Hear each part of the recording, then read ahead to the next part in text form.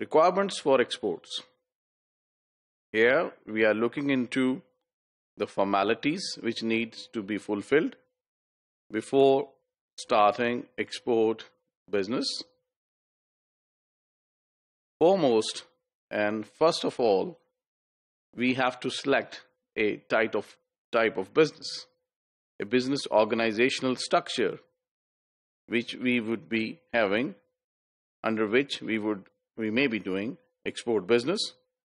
So the selection is from three possible modes of business organization. That includes proprietary concern. Proprietary concern is basically the sole proprietorship, which is owned, managed, run and controlled by one solitary individual. ایک آدمی سارا کام کرتا ہے اور آپ اپنے business organization کو sole proprietorship کہتے ہیں. تو لیگل جو آپ کا سٹیٹس ہے وہ سول پروپرائٹرشپ کا ہوتا ہے.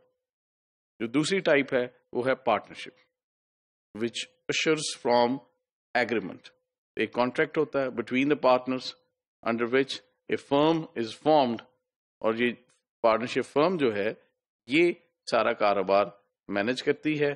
جو پارٹنرز آپس میں کام بانٹ لیتے ہیں, اپنے پیسے بھی بانٹ کے انویسٹ کرتے ہیں, کام مل جل کر کرتے ہیں, اور ریزلٹنٹلی جو لائبلٹی ہوتی ہے بزنس کی یا جو بزنس کا پروفٹ ہوگا اس کو آپس میں شیئر کرتے ہیں.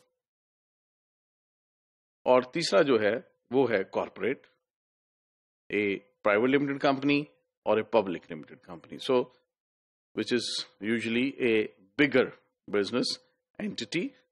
تو جو پبلک لمیٹڈ کمپنی ہے اس کے اسٹاکس جو ہیں, شیئر جو ہیں وہ اسٹاک ایکسچینج میں ٹریڈ ہوتے ہیں. Private limited company basically partnership کی ایک انلارج شیپ ہے, لیکن وہ بھی ایک کمپنی کا اسٹیٹس انجوائے کرتی ہے, اور جو شیئرز ہیں یعنی جو آنرشپ ہے وہ فیملی فرینڈس کے درمیان ڈیوائیڈڈ ہوتی ہے. اس کے علاوہ کچھ اور ریکوائرمنٹس ہیں before we actually start export activities. اس میں سب سے اہم national tax number. So you have to get yourself registered with FBR. اور جب آپ رجسٹریشن اپنی کرا لیتے ہیں تو آپ کو ایک نیشنل ٹیکس نمبر الاٹ ہو جاتا ہے. کہ مطلب یہ ہے کہ آپ کے پاس ایک اینٹی ہے, ایک ٹیکسیشن اینٹی ہے ریکگنائزڈ بائی دا گورنمنٹ. دوسرا sale tax number.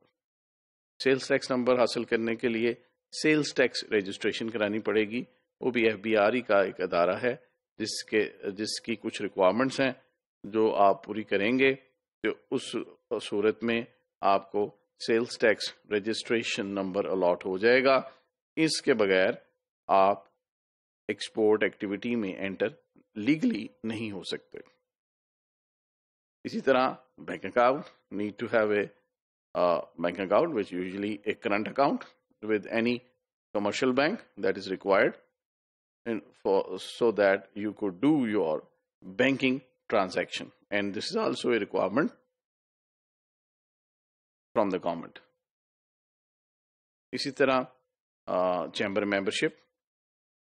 Usually you are also the member of your local chamber. So there are various benefits which you enjoy.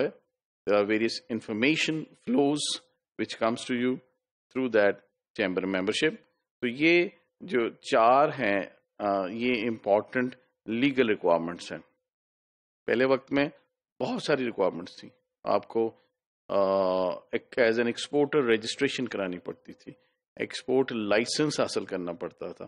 T D A پی یا جو زمانے میں export promotion bureau ہے اس کے پاس آپ کی registration ہوتی تھی, لیکن وہ ریکوائرمنٹس اب کم ہو گئی ہیں. گورنمنٹ نے اس کو زیادہ فیسیلیٹیٹ کیا ہے تاکہ لوگ آسانی سے اس ایکسپورٹ ایکٹیویٹیز میں آ سکیں اور ملک کی جو ایکسپورٹس ہیں وہ بڑھ سکیں.